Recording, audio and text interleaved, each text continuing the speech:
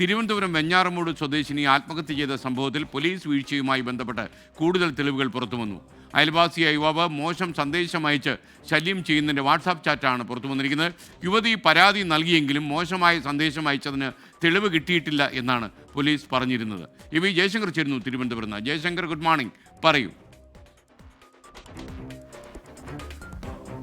Good morning SKN. ഈ വെഞ്ഞാറമൂട് സ്വദേശിനി പ്രവീണയുടെ മരണവുമായി ബന്ധപ്പെട്ട വലിയ തോതിലുള്ള പോലീസ് വീഴ്ചയുടെ തെളിവുകളാണ് ഇപ്പോൾ പുറത്തു വരുന്നത്.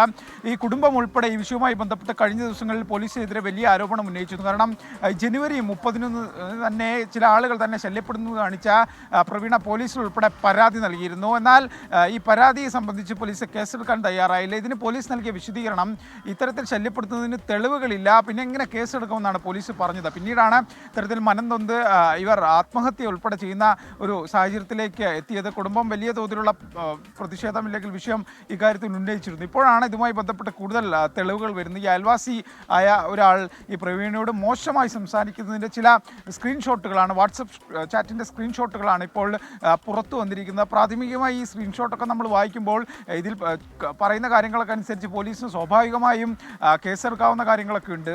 പക്ഷേ പോലീസ് അതിന് തുനിഞ്ഞില്ല. പോലീസിൻ്റെ ഒരു വീഴ്ച കൃത്യമായി വരുന്ന സ്ക്രീൻഷോട്ടുകളാണ് ഇപ്പോൾ എന്തായാലും പുറത്തു വരുന്നത്. ഇക്കാര്യത്തിൽ ഉന്നതതലമായൊരു അന്വേഷണം തന്നെ വേണമെന്നാണ് കുടുംബത്തിൻ്റെ നിലപാട്. കാരണം ഇത്തരത്തിൽ ലൈംഗിക ചുവട് ഉൾപ്പെടെയുള്ള സംസാരവും ശല്യപ്പെടുത്തലും ഒക്കെ തന്നെയാണ് ഇത്തരത്തിലൊരു മരണത്തിലേക്ക് നയിച്ചതെന്ന ആരോപണം കുടുംബം ഉന്നയിക്കുകയും ചെയ്യുന്നു. ഈ ചാറ്റുകളൊക്കെ പുറത്തു വന്ന സാഹചര്യത്തിൽ പോലീസ് ഇതുമായി ബന്ധപ്പെട്ട് പോലീസിൻ്റെ തുടർ നീക്കങ്ങൾ എന്തായിരിക്കും? വീഴ്ച വരുത്തിയ ഉദ്യോഗസ്ഥർക്കെതിരെ നടപടി ഉണ്ടാകുമോ? അങ്ങനെ ഒരുപാട് ചോദ്യങ്ങൾ ബാക്കിയുണ്ട് SKN. അക്കാര്യത്തിലെല്ലാം തന്നെ ഉന്നത പോലീസ് ഉദ്യോഗസ്ഥരാണ് മറുപടി പറയുന്നത്. എന്തായാലും ഒരു ജീവനാണ് ചില അശ്രദ്ധ കൊണ്ട് നഷ്ടമായത്.